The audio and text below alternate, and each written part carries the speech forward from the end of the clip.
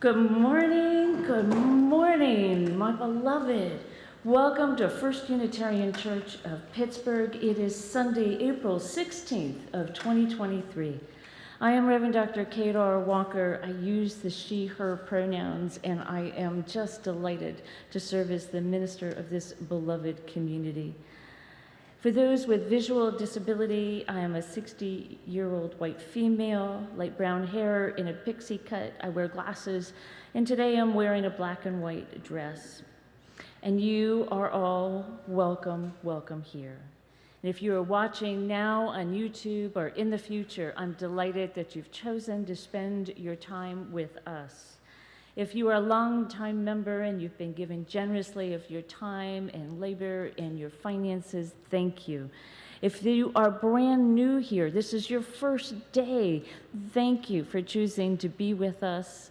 And please, we want to be connected. If you are online, don't do it now, do it later. Go to our website, First Unitarian Church of Pittsburgh, and down at the bottom you'll find a form to start getting to fill in to get our newsletter. But send us an email. We'd like to be in touch with you as you start exploring your religious path with Unitarian Universalism. And if you're here in person, we have a welcome desk right in the garden lobby through those doors. And please stay afterward for social hour, which is right downstairs underneath this, or down on the elevator right below this room. And we'd be delighted to get to know you. But more than anything, know you are welcome here. We are a community of multi-faith believers, many different paths, where we welcome and expect questions, where diversity is celebrated. And I want to make a couple quick highlights of things to come today. Obviously, we've got Dr. Asa Lee. I'm going to introduce him in a moment. Next Saturday, Sunday, Earth Day Workshop, Joy in Action, Sunday afternoon. Please check the website and our newsletter for that. It's going to be wonderful, and it's part of our environmental racism, climate racism campaign. And also next Sunday, 2 Sundays from now, on the 30th, we're going to be welcoming Dr. Elias Ortega, who is the president of the Meadville Lombard Theological School. And then that afternoon, Dr. Ortega and Dr. Lee are going to be part of a panel. And the panel is about the future of theological seminaries. How are seminaries responding to the changes in our religious culture in this country? Are they able to keep up with the changes of what people want from the pew? And are they struggling to catch up? And how do they train ministers in the 21st century now, almost mid-21st century? Yep. So some really important questions, and that will be with a group of panelists, including Dr. Asa and Dr. Ortega. So Dr. Asa, what a delight. What a delight to have you here. So today, he is president of the Pittsburgh Theological Seminary, and Reverend Lee, Dr. Asa Lee, moved 2 years ago from the DC metropolitan area, where he had served as the Wesley Theological Seminary as vice president for campus administration, associate dean for community life, and the director of African American studies. He is ordained in the Progressive National Baptist Convention.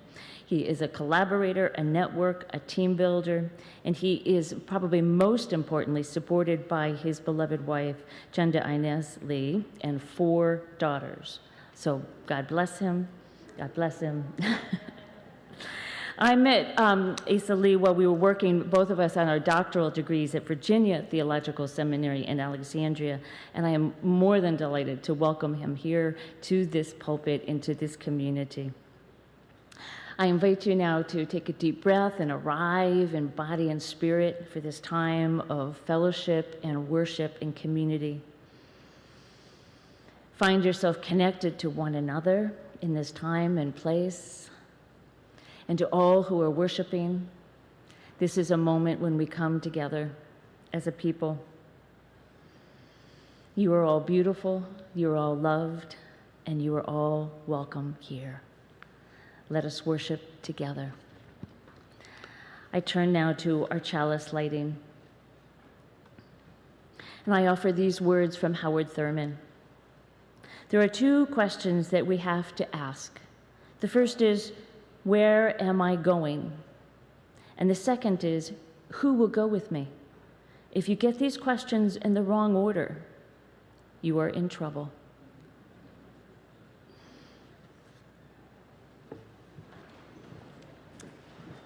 And I invite you to please stand for our call to worship, our sung call to worship. Those are great words for us to go off. Where are we going and who is going with us? The words for our opening hymns, our call to worship, are in your order of service. The choir's going to give you an introduction, and then I will invite you to sing. Now let us sing, sing, sing, sing. Now let us sing, sing, sing, sing. Lift up your voice, be not afraid. Now let us sing to the power of the faith within. The words are in your order of service. Call to worship. Sing to the power of the faith, hope, love, and joy. Please open up your mouths, open up your hearts, and sing with us. Sing to the power of the faith within. Sing to the power of the faith within. Lift up your voice, be not afraid. Sing to the power of the faith within. Hope, sing to the power of the hope within. Sing to the power of the hope within. Lift up your voice, be not afraid. Sing to the power of the... Yes, move your bodies. Sing to the power of the love within. Sing to the power of the love within. Lift up your voice, be not afraid. Sing to the power of the love within. With joy, sing to the power of the joy within. Sing to the power of the joy within. Lift up your voice, be not afraid. Sing to the power of the joy within. Thank you. You sound wonderful this morning. Let's move on to our opening hymn, Guide My Feet While I Run This Race. And even if you can't run a race, this is about what's in your heart. So please sing with us.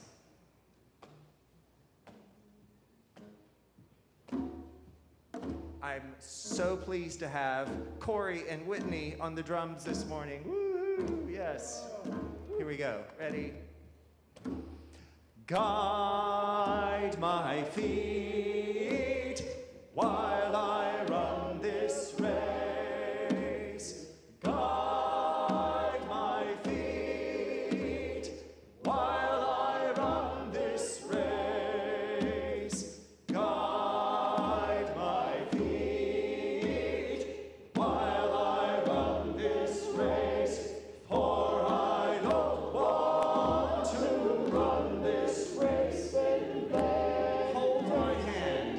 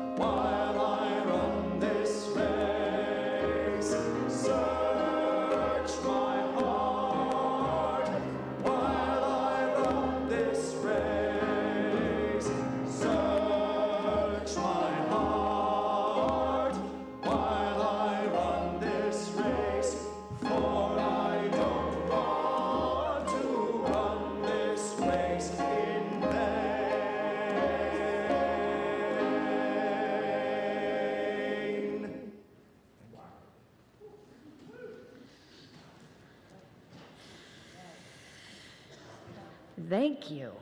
Bring it on. Bring it on. I invite you to pick up your program, unless you have this memorized. We have our collective reading, so bring your voices together with me. These are our principles.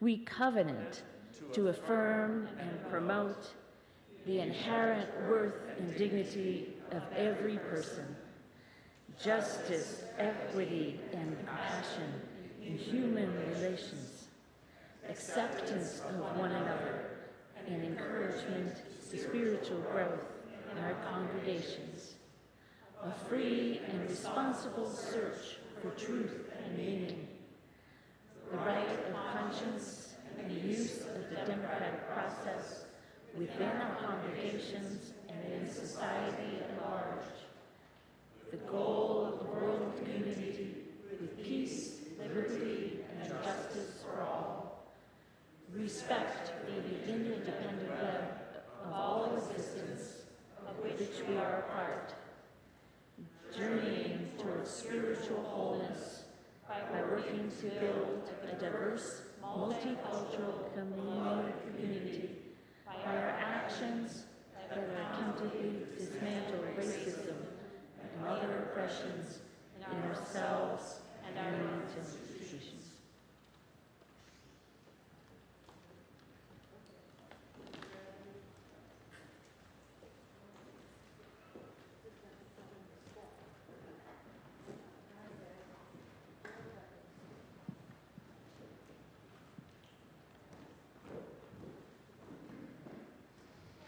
If any of the children of any age, I phrase that carefully, children of any age, would like to come and join me, I have a story about an important man with some show and tell. So if they would like to come down and join me, and Mary's going to join me, of course. Anybody want to come down? Come on. This way I get to know you. This way I get to know you better.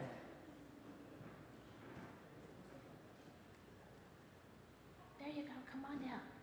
Come on down. You can sit on the steps or yeah. I'm going to take this one first. So today, Reverend Dr. Asa is going to talk about a man named Howard Thurman. Howard Thurman. Can we all say that? Howard Thurman? Howard Thurman. How many of you have heard of Howard Thurman? Oh, not enough. We're going to work on that. Not enough. So, you guys want to take those and you can take a look at them? These are pictures of Dr. Howard Thurman.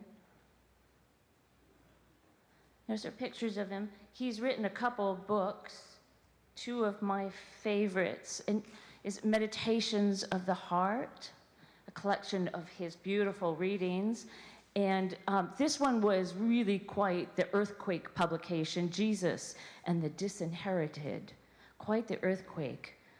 Because of how he framed Jesus in his lifetime and how he speaks to people who are oppressed today, and very, very important. So Howard Thurman, I left my notes up here, was an extraordinary leader that a lot of people don't recognize or even remember for him and his impact on churches and the civil rights movement in particular.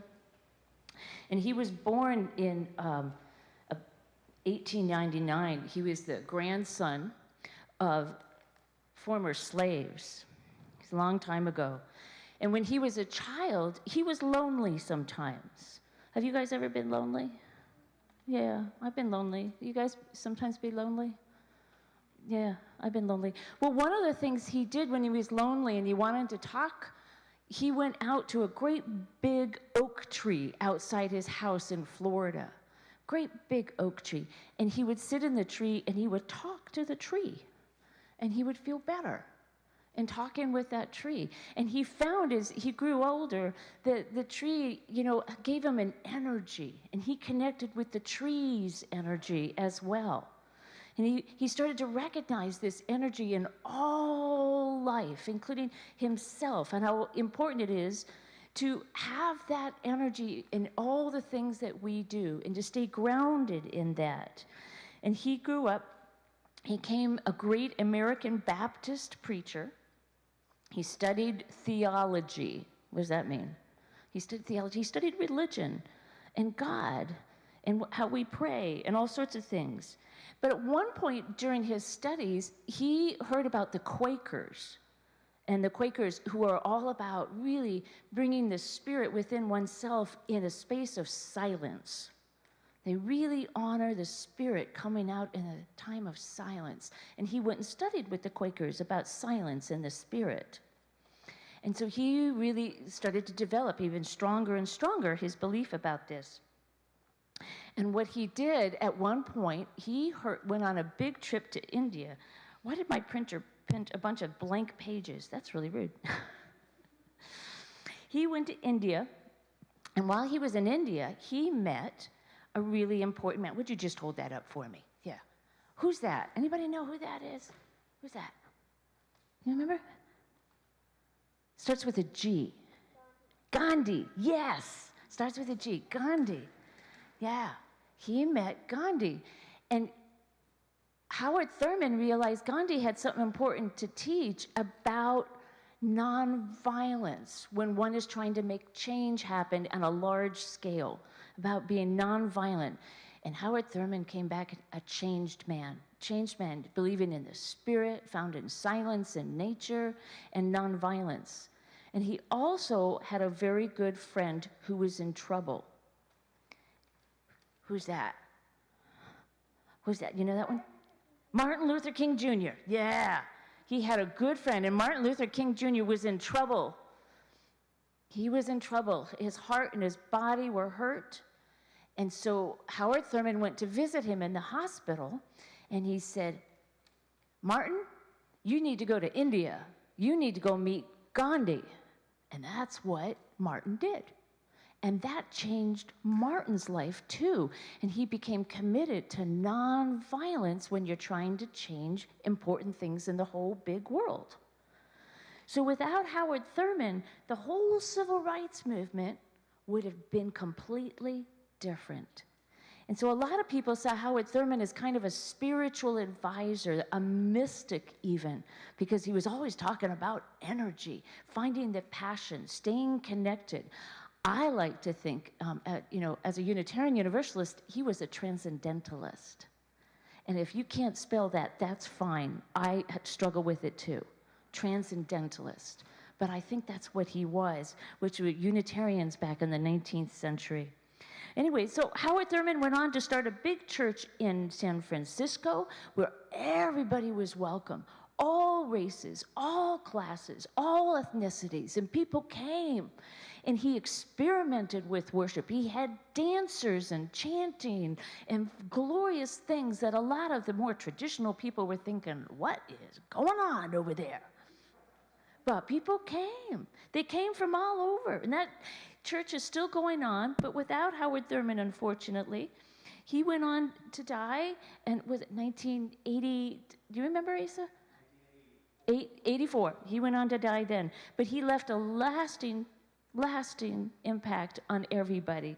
And he said, no matter what you do, whenever what trouble you're in, just take a deep breath, find yourself at peace. If you can, climb a big oak tree. And there you will find love and the energy of the universe. Okay? You guys can have those if you want. Yeah. Dr. Howard Thurman. Can we say that? Dr. Howard Thurman. Yeah. And if anybody ever asks you, major leaders in the civil rights, I want you to say Howard Thurman. He wasn't out there in the races. He wasn't out there in the marches. He was the one that was keeping their feet grounded when they were marching. Okay? All right. Let's sing our children out. There's some words in the program.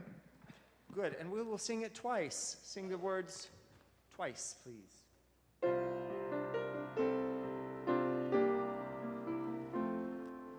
As you leave this friendly place, love give light to every face. May the kindness which we learn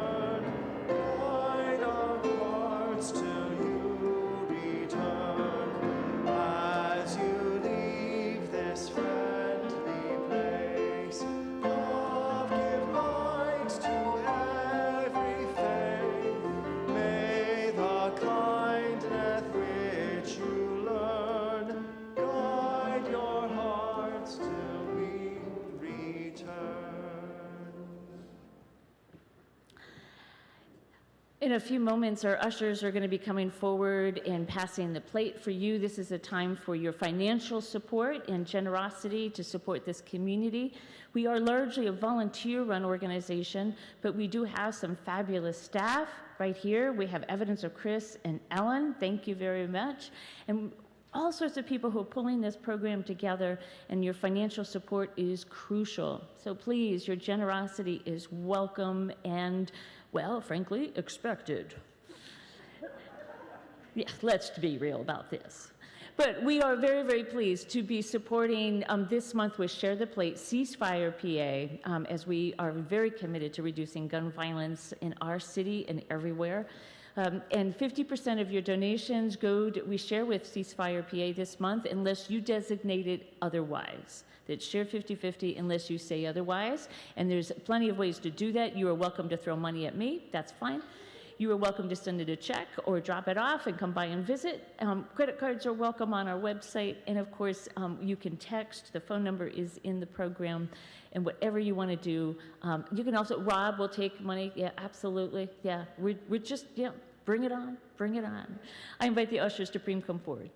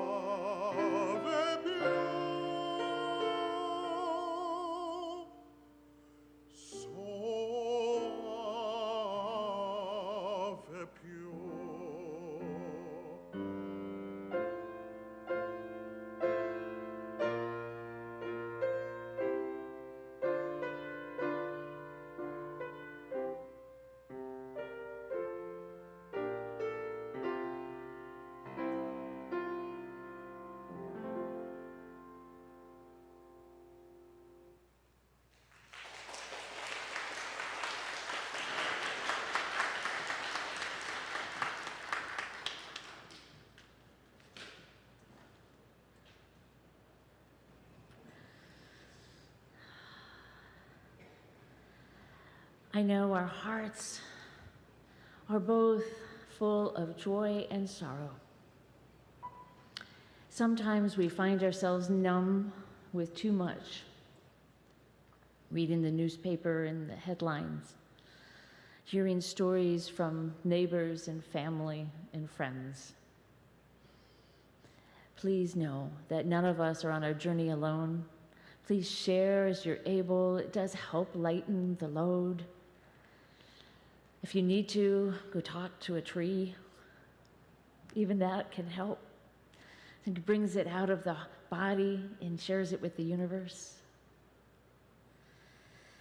I do have some joy to share. Paige and Tom Carlson Douglas welcomed a daughter, Ella Frances Carlson Douglas, into the world on Saturday, April 8th. They're healthy, they're thrilled to be a family of 3 at last. So there is joy when a new child joins us. Such joy. Please join me in a few moments of silence, of meditation, or prayer.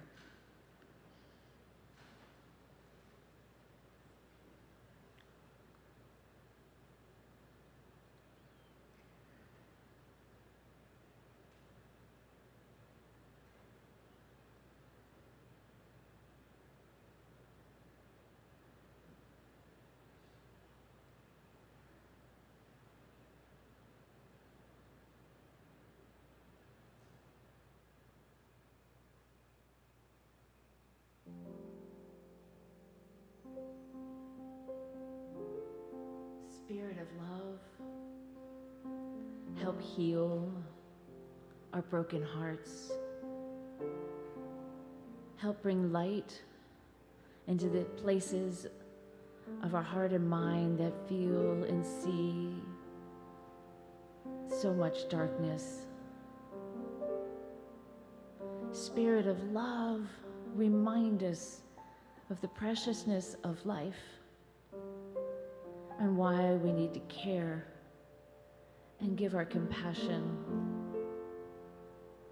and learn to listen to the ear of the heart. Spirit of life, give us energy, sustenance, and resilience. Fill our bodies with the energy of the universe, for the energy of our beloved community coursing through our bones and muscles every day. Let us open ourselves. Spirit of the Holy, the God of many names, many teachers throughout the ages, from Jesus to Gandhi and Martin and Howard. Spirit of life, we ask you to hold up our friend Asa Lee today. Guide him as he gives his words and wisdom. Let us open our hearts with our gratitude, our hospitality. Spirit of love and life and justice, these we hold in our hearts, guiding our way with love and compassion. Blessed be. Amen. Ashe.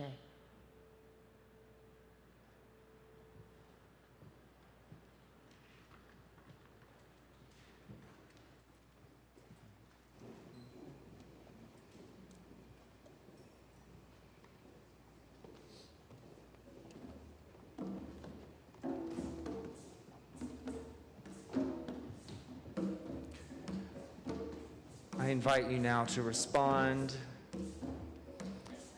with these words that are in your order of service, connecting to the rhythm of life around us on this planet. So pleased to have Mary Dennison on recorder.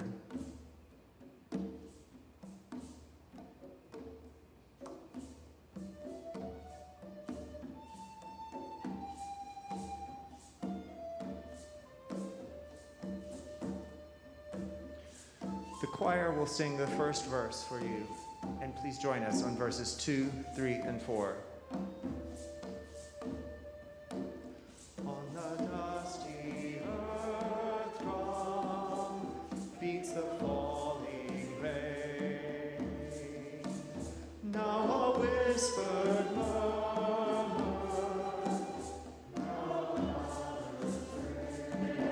please join us. Slender silvery drumsticks on an ancient drum. Beat the mellow music, rewind the drum. Chords of life all break,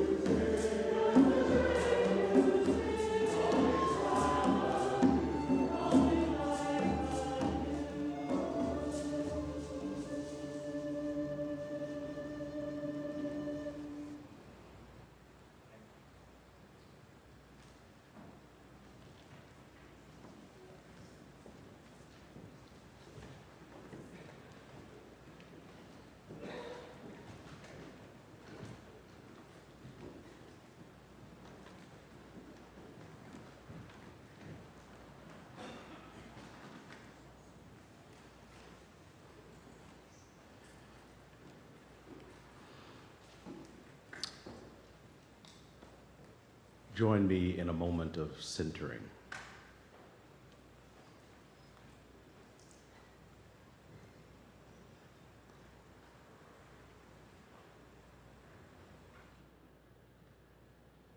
Thou who enlivens us with new life, thou who keeps the cycles of the seasons in their proper order, we are grateful for all the ways that you speak to us in the singing of birds, in the honking of horns, in the wind and the rain, but especially in the voices of others. We ask that you speak from the cosmos into this temporal moment, through this vessel, that we might have an experience of your eternal wisdom. And where this voice falls short, speak through the encounters of the day to make your wisdom plain. Respectful of all the names that you are known under the sun, we pray through the eternal Spirit of life. Amen. Good morning. It is indeed my privilege and pleasure to greet you from the Pittsburgh Theological Seminary. It is not the seminary on Penn Avenue, but it is the seminary on Highland Avenue. Now you know where I am. We have had the privilege of serving Western Pennsylvania for nearly 230 years, when this land belonged to their rightful people, and where we sought to educate clergy on the American frontier. And in many respects, we still live out that legacy and that witness by attempting to equip people for whatever frontiers we are facing in this now 21st century. We have had the privilege of educating many in this community, in this city, including Pittsburgh's own Fred Rogers, who was a 1961 graduate of the Pittsburgh Theological Seminary. And so I'm grateful to have joined such a rich history and a rich community, even though we are different in that I am an ordained Baptist and the seminary is a Presbyterian school.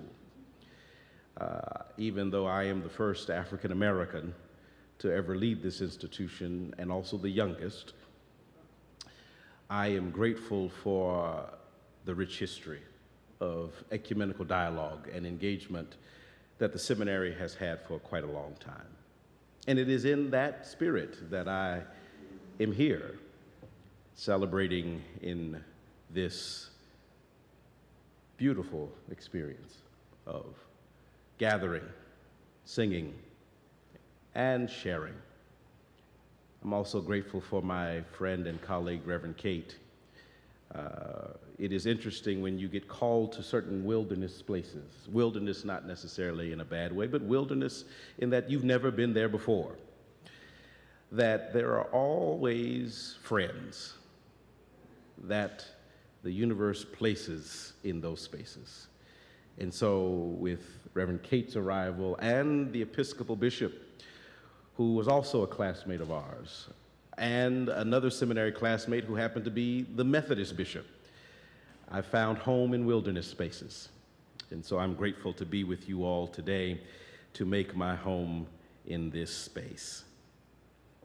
You have heard a little bit of Howard Thurman, who is, I got my date wrong, 1899 to 1981. But I want to offer a particular insight into his thinking and his spiritual identity This reading comes from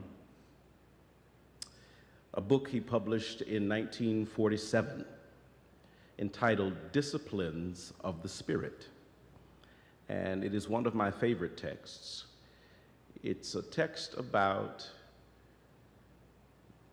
the way in which we as temporal beings engage the spirit of life, and that there are core elements, core disciplines, core practices that we engage, not in the same way that we would talk about prayer or fasting as things we do, but rather these are things that we are invited by the Spirit to engage with. He talks about commitment. He talks about prayer in his own way. He talks about yielding. But my favorite chapter is on growth. So hear these words from Howard Thurman's chapter on growth. This will be our anchoring for the day. Growth means development in the life of an organism. It means change manifest in structure.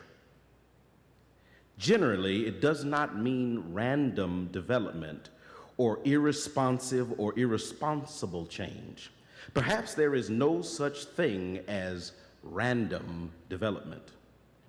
This is because inherent in the concept of growth is a certain ordered quality, an orderliness or plan. The lines along which the growth of any particular form of life takes place are fundamental to that form itself. A recent poet, to the contrary, notwithstanding, Scripture, in his case he means biblical text, tells us truly, thistles do not grow from figs, nor figs from thistles.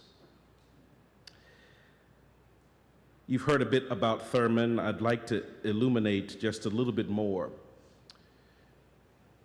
His dates again are 1899 to 1981. He was born in Daytona Beach, Florida, in a deeply segregated South.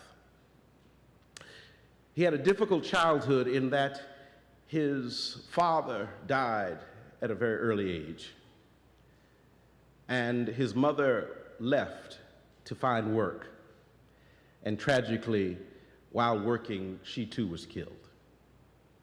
And so he was raised by his maternal grandmother, who was born enslaved.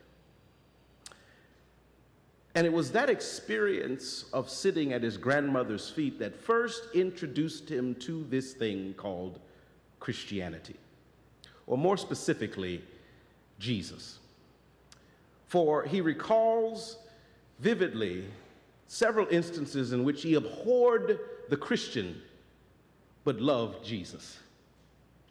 He discovered on his father's death, and he was but a child, that when they went to the church, to the minister, to try to have a service of burial for his father, the minister refused because his father was not baptized and refused to bury him. And in fact, as they went from church to church trying to find anyone to bury him, every church refused. And when they found a minister, the eulogy was so horrific, so terrible, so committed to a fire and brimstone that Thurman ran from the church.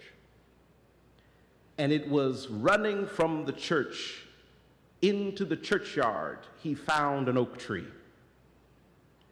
And there the words of the oak tree spoke to his soul and comforted him. He found more comfort in the company of the tree than he did sitting in a pew. His next experience sealed his religious journey when his grandmother, now long in age, had lost sight in both of her eyes. But she found great comfort in reading the Bible. But she had very strict instructions for young Howard Thurman, who was learning to read by reading the Bible to his blind grandmother. She would tell him, "Read me something from the Bible, but don't you dare read from Paul." And she would say, "Because I remember as a child sitting as an enslaved person and being forced to hear the plantation preacher tell us, 'Slaves, obey your masters.'" And so she would say to him, "You can read from me the words of Jesus. You can read from me the prophetic voices of the ancient Judaic history, but don't read Paul." And it was those two experiences as a child that shaped Thurman's deep suspicion of organized religion. It shaped his deep and abiding faith that while religious practices sought something, our own desires often got in the way of the quest for the eternal. Thus began a journey of nearly 100 years of searching. He was educated at Morehouse College and later at Colgate Rochester Divinity School, and even served for a short period of time just up the road in Oberlin, Ohio, serving as a pastor, where he discovered during the week the Quakers and their commitment to careful exploration. He graduates from seminary and then almost immediately returns to his alma mater, Morehouse, to be the religion professor. But then in 1932, becomes the dean of the chapel at Howard University in Washington, D.C. And it was there, while at Howard, he led a delegation of African American students to meet Gandhi. There, he learned and was questioned deeply about his own commitment to his Christian faith, which had so long been the tip of the spear of empire in so many places in the world. It's there where he began his overt quest for wrestling with truth outside of organized religion. This is what makes him most profound to me. In 1944, after returning from his trip and after wrestling with his own commitments to Christian ministry, he leaves and goes to San Francisco, and in 1944 creates the Church of the Fellowship for All Peoples. It was the first interfaith, not ecumenical, interfaith church in 1944. A place where, despite the segregation laws in San Francisco at the time, you found black and white, Chinese and Japanese immigrant, folks from the Central and South America gathered, and there his ministry flourished until, with great sadness, he accepted the call to be the first dean of the Marsh, or the dean of the Marsh Chapel at Boston University. I'm telling you all this because you need to know Howard Thurman. In 1953, he becomes the chaplain at Boston University, where he meets a very young Baptist preacher from Atlanta, Georgia, who is studying his PhD. The Reverend Martin Luther King Jr. takes Thurman as his own pastor. And from that moment until his death, King would regard Thurman as his most important confidant. Thurman was not one ever to take to the streets. He was not one ever to be at the front of the line, but rather he would always be waiting with biscuits and coffee to help those at the front of the line to understand the theology of what they were enacting. Thurman would write works that would shape not just the movement for civil rights, as in Jesus and the Disinherited, which became the parent text of every move of liberation theology that would follow. Jesse Jackson would often say he carried a copy of Jesus and the Disinherited in his suit pocket wherever he went. But he would write works like Meditations of the Heart and Inherit the Wind and Disciplines of the Spirit, which calls us to move beyond our own sense of self and to engage into the cosmic realm. And so it's in that vein that Thurman's Disciplines of Growth is written. Growth for Thurman is something that the cosmos is responsible for. We cannot determine our own growth. We cannot determine the ways in which we shall grow. Rather, we can only reflect on what is happening. So I invite us to consider 4 characteristics of growth that Thurman provides for us. They're hard, but I believe they are universal. And in my first encounter with Thurman in reading this chapter, I was in seminary. And they resonated so deeply that when I was a dean, I made first-year seminarians read it as well. For Thurman helps us to understand the path of growth. As he says, growth means change manifest in structure. The challenge there, though, is we do not know what the structure is. Think about growing up as a child. Think about, for better or worse, the experiences of play and middle school, God help us, and all of the ways in which we experienced life. And think about the confusion. I have 2 teenagers in my house right now. Think about the confusion of what you shall be when you are a 13-year-old and your shoes don't fit anymore. And one day you're confused and you can't remember anything, and the next day you just want to cry in your mother or your father or your significant parent arms. Growth means not knowing what tomorrow is, and yet trusting somehow that there is a structure that you are growing into. Thus, the first point, Thurman says, growth requires patience. Growth requires patience, something that many people, including myself, do not have enough of.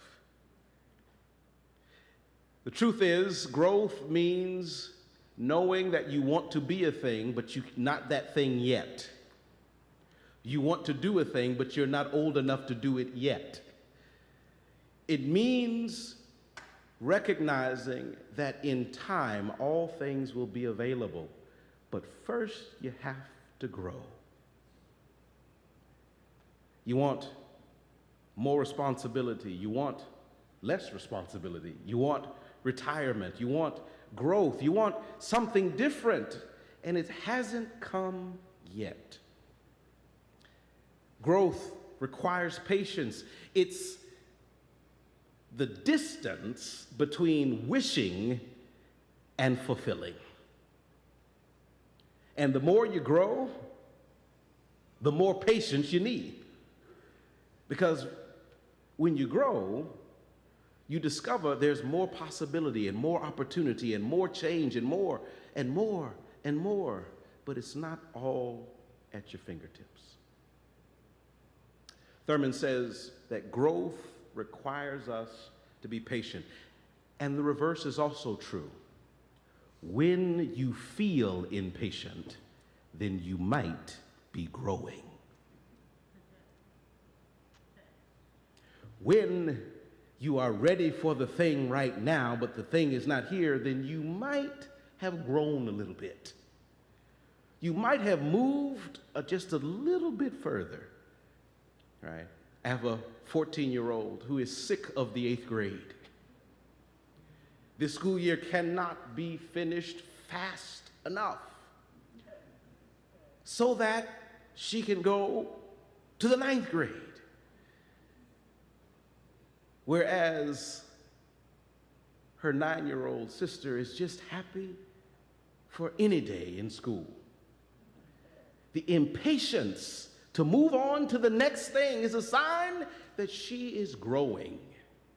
And whether it is school or a life transition or something in your own experience, Thurman says growing means you got to have some more patience. Secondly, Thurman says when you grow, you become more self-aware.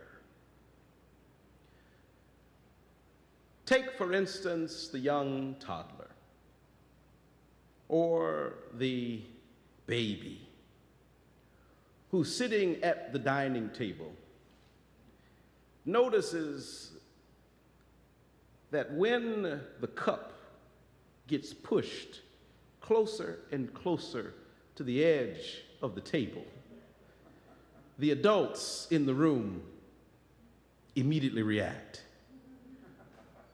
Or that same child, when taking the breadstick, flings it across the room, gets the attention of the room. What does the child come to discover? That I have power to control my universe. A sign of growth is becoming more aware of who you are. Think about your own experience of life. When you've grown, you now are able to say things like, I don't suffer fools lightly anymore. Or I can't waste my time in these moments and situations. Or I don't do well with this or that. That is a sign that you've grown, because maybe 5, 10, 15, or just yesterday, you would have made a different decision. And looking back, the good news is you can say, I've grown because I know who I am. Or to use good dialects of certain West African tribes who do not have a conjugation of the verb to be, they simply say, I know who I be. In any moment, I become fully aware of who I am, and therefore don't sacrifice who I am, but be who I be. That's a sign of growth. Third, and this is my favorite, and perhaps is the best indictment of the times we find ourselves in. Growth, Thurman says, eventuates in crisis management. It is the tension between learning and doing more, or doing better, or simply conserving and running away. Growth creates a crisis of meaning. When you discover something new, when you encounter something different, when your core belief has been challenged or changed, do you wrestle to discover and offer yourself to be different? Or do you run and hide? Growth means experiencing new things, and now you're faced with a crisis. When you meet someone who you were always told was violent, or dare I say evil, When you've been told that Baptists cannot ever do anything but lead Baptist churches. When you've been told, for example, that Baptists are all the same. But you know, everybody's not the same, but surely Baptists are the same. And I tell you, I'm a Baptist that believes in the full ordination of women and the full ordination of any who God calls. And I tell you that I come from a denomination that was founded by Martin Luther King himself. Then who has the lack of knowledge? Is it me or is it you? And then what shall you do with that? Will you lean into it? Will you explore it fully? Or will you simply say, well, that was just a one-off? Crisis management means you're growing. I experience it this way. When I have the most uncomfortable experience and I don't know why I'm uncomfortable, then I go back and I think and I say, I've just grown in that moment. When I can't find the words, when I miss the opportunity, when I cannot process it in my mind, then I discover I've grown. And I have a crisis and I must lean into it. But here's the point that Thurman makes. The crisis of growth, or the growth eventuating in crisis management, is not the world's problem to solve, but it's yours to understand. Many times in this particular world, and perhaps this defines our political moment, where the growth we are experiencing in diversity and change and the words that help to describe the realities in our life are creating a crisis of meaning.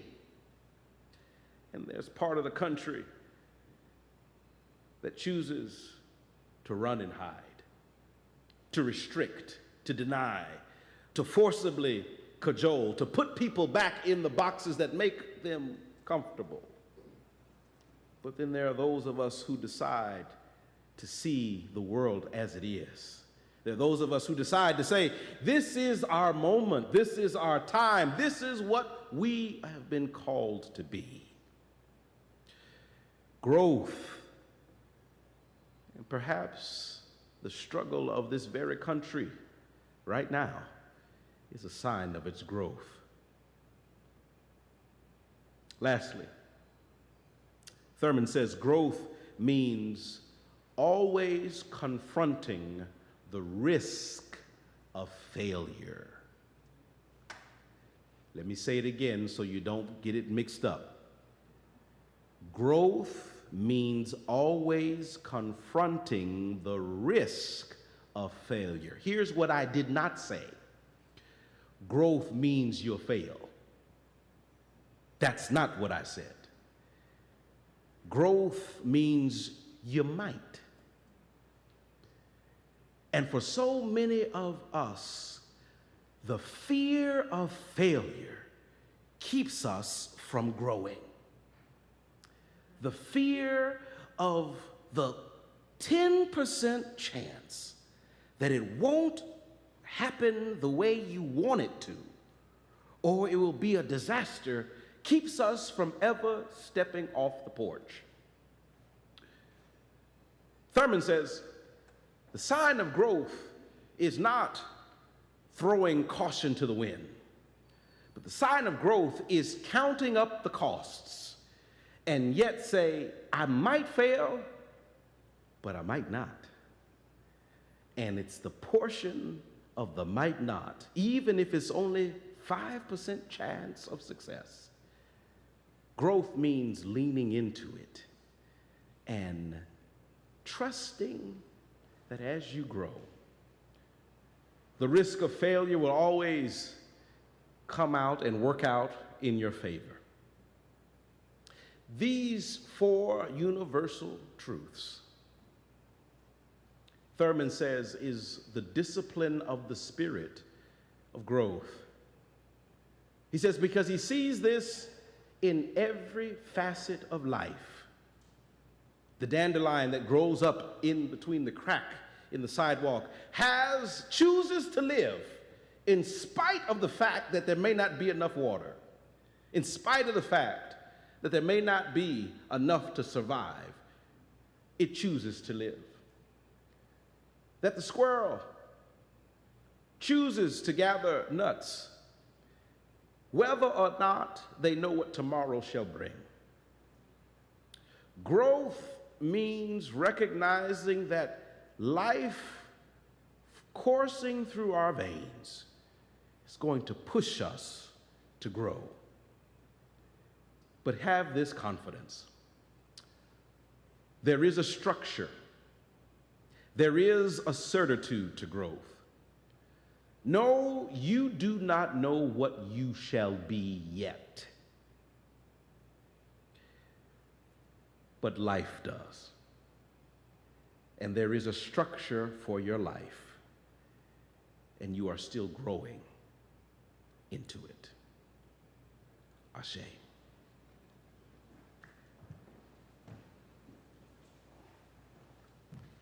I invite you now to turn in the gray hymnal to 298. Please stand and sing, "Wake Now My Senses."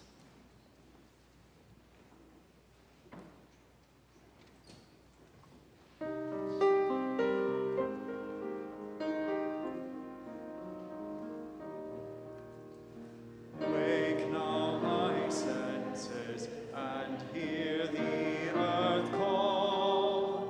Feel the deep power of being in all. Keep with the web of creation your vow. Giving, receiving as love shows us how.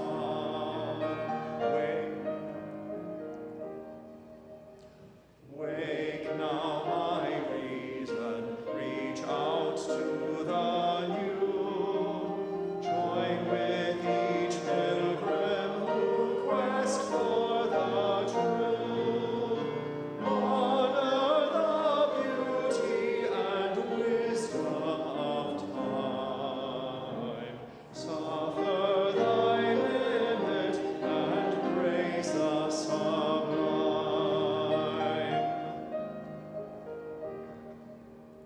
Wake now compassion, give heed to the cry. Voices of suffering fill the wide sky.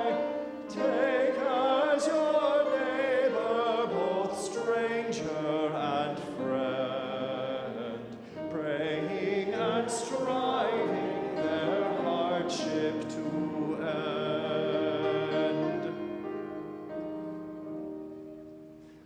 Wake now my conscience, with justice thy guide.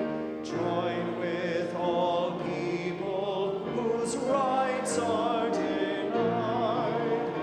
Take not for granted a privileged place. God's love embraces the whole human race.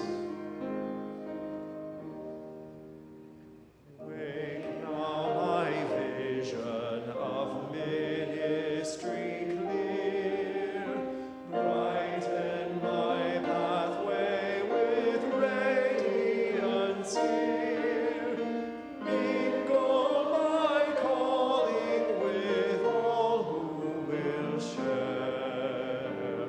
Work toward a planet transformed by our care.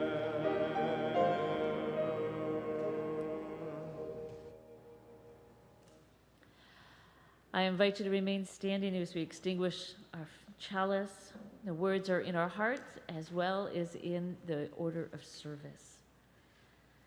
We extinguish this flame, but not the light of truth, the warmth of community, or the fire of commitment. These we carry in our hearts until we are together again. I invite Dr. Lee to come do the benediction, but I'd like you all to please show your deep gratitude for this wonderful, wonderful human being that we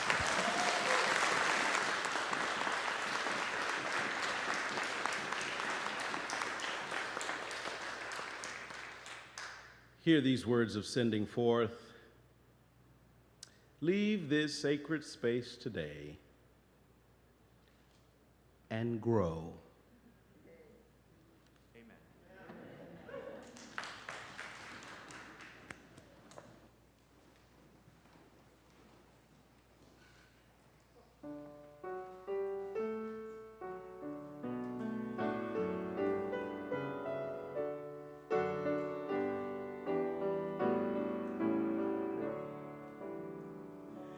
He's got